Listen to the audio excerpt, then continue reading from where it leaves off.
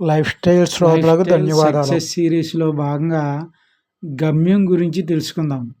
మన జీవిత గమ్యం. మీ చివరి దశలో అందరూ ఆగి జీవితాన్ని పూర్తిగా సంపూర్ణంగా జీవించిన వ్యక్తి అని చెప్పుకోవాలి. నీ జీవితం ఒక నిధి. నీకు తెలిసిన దానికన్నా నువ్వెంతో గొప్పవాడివి. రేవు వదిలి వెళ్ళని నావ ఎప్పుడు పాడవదు. కానీ నావ ఉన్నది అందుకోసం కాదు కదా.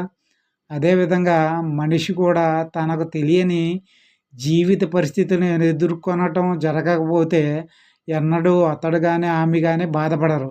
కానీ మనుషులను సృష్టించింది అందుకోసం కాదు కదా. తెలియని దానిలోనే కొత్తదనం ఉంటుంది.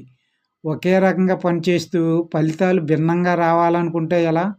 జీవితంలో ఫలితాలు కొత్తగా రావాలంటే మనం కొత్త రకంగా ప్రవర్తించాలి, ఆలోచించాలి. లేకపోతే నేను చనిపోయే వరకు నా జీవితం ఇలాగే ఉంటుంది. నువ్వు మారితే ప్రపంచాన్ని నువ్వు చూసే విధానం మారుతుంది. నీ జాగృతి విస్తృతమై నీకు అంతకుముందు కనిపించని అర్థం కాని విషయాలు అర్థమవుతాయి. చాలామంది జీవితాన్ని గురించి ప్రణాళిక వేసుకోవటం కన్నా వేసవి సెలవులు ఎలా గడపాలా అని ప్రణాళిక వేసుకోవటానికి ఎక్కువ సమయం కేటాయిస్తారు. మీ జీవితాన్ని గురించి ఆలోచించండి.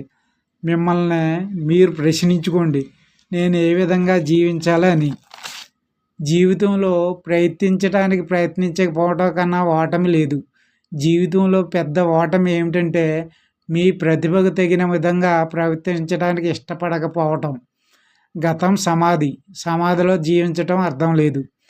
వాహనంలో వెనక వైపు చూపించే అద్దాన్ని చూస్తూ ఉండిపోతే జీవితంలో ముందుకెళ్ళలేవు. ముత్యాల కోసం ఈతగాడు సముద్రం లోపలికి, పిరికివాడు ఎన్నడూ చూడని ప్రదేశాలకి వెళ్ళవలసి ఉంటుంది.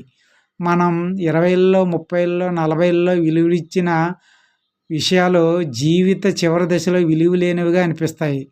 మనలో చాలామంది ఇప్పుడు చిన్న చూపు చూసే విషయాలు అంటే మానవ సంబంధాలు, దయగలిగిన పనులు, శారీరక ఆరోగ్యం, అంకిత భావంతో స్వార్థం లేకుండా పనిచేయటం, మనల్ని మనం తీర్చిదిద్దుకోవటం వంటివి చివరికి విలువైనవిగా అనిపిస్తాయి. నీ జీవితంలో ప్రధాన లక్ష్యం, పెద్ద ప్రయోజనం ఏమిటో నువ్వు తెలుసుకోవాలి. అది అర్థమైందంటే నీకు ఉత్తేజం కలుగుతుంది. అంత తక్కువ నిద్ర నీకు వస్తుంది. జీవితం 2 తీరాలున్న నది లాంటిది. ఒక తీరంలో సంతోషం, మరో తీరంలో విషాదం. 2 మనం చూస్తాం. నదిలో వెళ్తున్నప్పుడు తప్పనిసరిగా 2 తీరాలు తాకుతాయి. ఎక్కడా ఎక్కువసేపు ఆగకుండా వెళ్ళటమే నిజమైన నేర్పు. ప్రపంచాన్ని ఉన్నది ఉన్నట్టుగా చూడం. మనం ఎలా ఉన్నామో అలా చూస్తాం. మన వ్యక్తిగత గ్రహణ శక్తి నుంచి వడబోసి ప్రపంచాన్ని చూస్తాం. మనం అమ్మా నాన్నల నుంచి, గురువుల నుంచి నేర్చుకునే నమ్మకాలు, భయాలు, ఊహలు, విలువలు అన్నీ దానిలో ఉంటాయి. జీవితం ఎంతో సున్నితమైంది. ఇది అమూల్యమైన నిధి. దీనిని మనం కాపాడుకొని మన సామర్థ్యం కొద్దీ దీనిని ఉపయోగించుకోవాలి. ఇది మళ్ళీ దొరకదు కనుక ఇది అత్యంత పవిత్రం. అయినా కానీ మనలో చాలామంది జీవితంలో ఒక్క క్షణం కూడా ఆగి ఆలోచించరు. ఇక్కడ వాళ్ళు ఎందుకున్నారో, వాళ్ళు ఏం చేయవలసి ఉందో. ఏ సమస్యలు లేని వ్యక్తులు సమాధుల్లో ఉన్నవారు మాత్రమే. వాస్తవానికి సమస్యలు, సవాళ్ళు ఉండటం వల్లే మనం గొప్పవారుగా అవుతాం. జీవితం గురించి నువ్వు చర్య తీసుకోకపోతే అది నీపై చర్య తీసుకుంటుంది. రోజులు వారాలు నెలలుగా అయిపోయి నీకు తెలియకుండానే నీ జీవితం అయిపోతుంది. జీవితం చిన్నదని, అది ఎప్పుడు ముగుస్తుందో తెలియదని గుర్తుంచుకో. ప్రతిరోజు ఇదే చివరి రోజుగా భావించి జీవించు.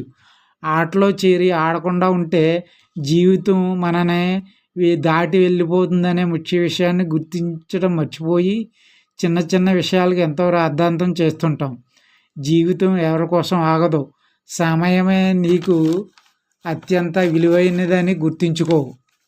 Good life style, good life skill and good luck.